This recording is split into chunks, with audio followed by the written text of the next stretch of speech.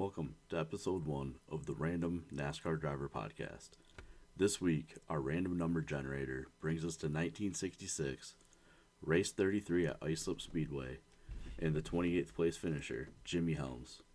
In this episode, we're going to look at the 1966 season, Islip Speedway, give a couple race stats about this race, look into Jimmy Helms' career and his car owner David Warren, as well as looking up information about the 53 car throughout the history of NASCAR. The 1966 season championship was 49 races long and would end up being won by 31-year-old David Pearson in the number 6 Dodge, with crew chief and car owner Cotton Owens. This championship was Pearson's first of 3 championships and would be the only one for Owens as an owner. He won 15 races this season, second most in the season at the time, only being beat by Tim Flock, who had 18 wins in 1955. He would also capture 26 top 5s, 33 top 10s, and 7 poles in 42 starts. The Rookie of the Year award would go to James Hilton in the number 48 Dodge owned by Bud Hargey. He also finished second in points that season with 20 top 5s, 32 top 10s, and 1 pole.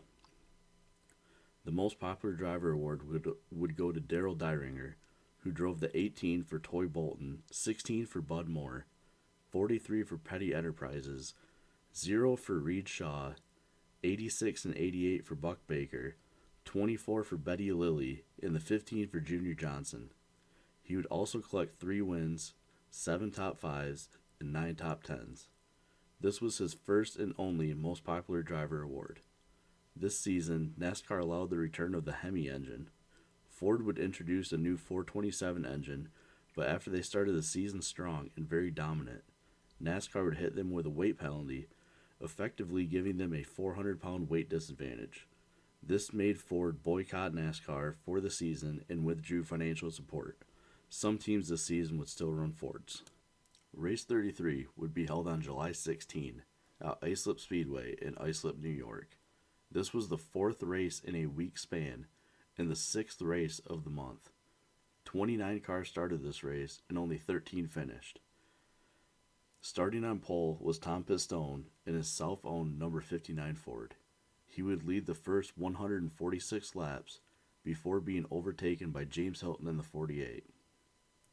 Hilton would lead the next 146 laps, being passed for the final time by 7th place starter Bobby Allison and Donald Bracken's number 2 Chevrolet, who led the final 8 of 300 laps and would beat James Hilton by 2 laps. This was Bobby Allison's second ever win, the first one coming 2 races before at Oxford Plains Speedway. He would win one more race this season at Beltsville Speedway and go on to win a total of 84 NASCAR Cup races, and is currently tied for 4th with Darrell Waltrip on the all-time wins list. Islip Speedway was a 0.2-mile track and was the smallest track to ever host a NASCAR race. Islip was open from 1947 until 1984 and hosted 6 NASCAR races from 1964 to 1971, skipping only the 1969 and 1970 seasons. Richard Petty won the last NASCAR race that was held at Islip Speedway in 1971 by 2 laps. After that season, NASCAR cut all tracks that had race distances of 250 miles or less from their schedule. Islip held one Grand National E-Series race in 1972, won by Bobby Isaac, beating Neil Castles by 3 laps. Islip also hosted demolition derbies in the 1960s that were broadcast on ABC and gave the track national attention. There's not much information that I could find available about Jimmy Helms. He was born August 7, 1935, and passed away earlier this year on February 17th. He was from Charlotte, North Carolina, and he served in the United States Navy, United States Coast Guard Auxiliary, and Charlotte-Mecklenburg Police Department Lake Patrol. He was also a Mason at St. Andrew's Lodge in Charlotte. He made 88 NASCAR Grand National Series starts between 1964 and 1967, and he earned 7 top 10s. In 1964, he drove the number 86 and 88 for Buck Baker in 17 races, and the number 61 for Bob Cooper in 1 race. He earned a best finish of 10th twice at Savannah Speedway and Hickory Motor Speedway.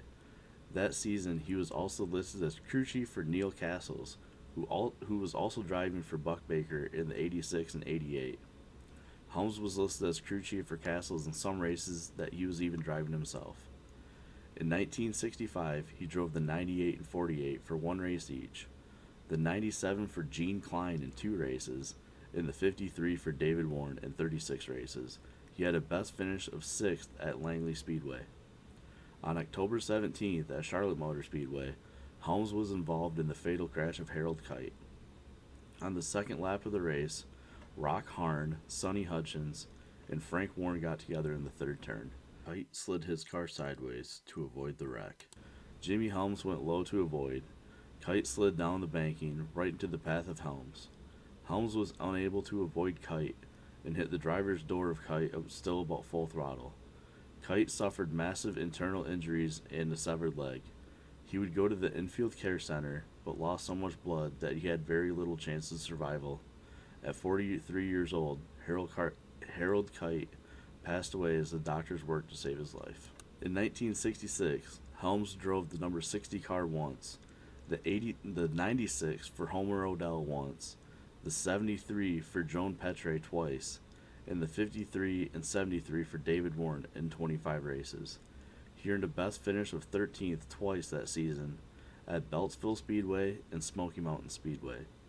In 1967, that would be his final season, and he made one race in the number 58 for George Polos, and he made his final start in the 97 for Gene Black and earned a 9th place finish. Jimmy Helms' car owner from the 1966 race at Islip Speedway, David Warren, would also race one time in 1965 at Columbia Speedway. He raced the number 53 car, and he started 17th and finished 16th. There also wasn't much information to be found about David Warren. He was from Cleveland, North Carolina. He was an owner in 71 races from 1964 to 1966. He collected 4 top 10s, all with Jimmy Helms, but he never had a lead lap finish. The number 53 was first used in NASCAR in 1950 by driver George Masker at Langhorne Speedway and finished 33rd. It was last used in 2021 by Joey Gase at Phoenix Raceway and finished 29th.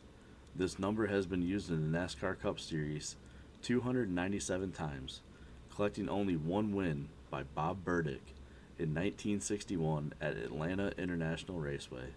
It has 7 top 5s, 31 top 10s, 91 laps led, and only has 10 lead lap finishes. Some notable drivers to race the number 53 are Joe Weatherly, Elmo Langley, Tiny Lund, Marty Robbins, Slick Johnson, Bobby Isaac, Tom Sneva, Richie Petty, Jimmy Means, and Bobby Hillen Jr. That's all for this week. Hopefully you enjoyed this episode. If you did, come listen next week as we take a look at Derek Cope, Richmond International Raceway, and the history of Skittles as a NASCAR sponsor.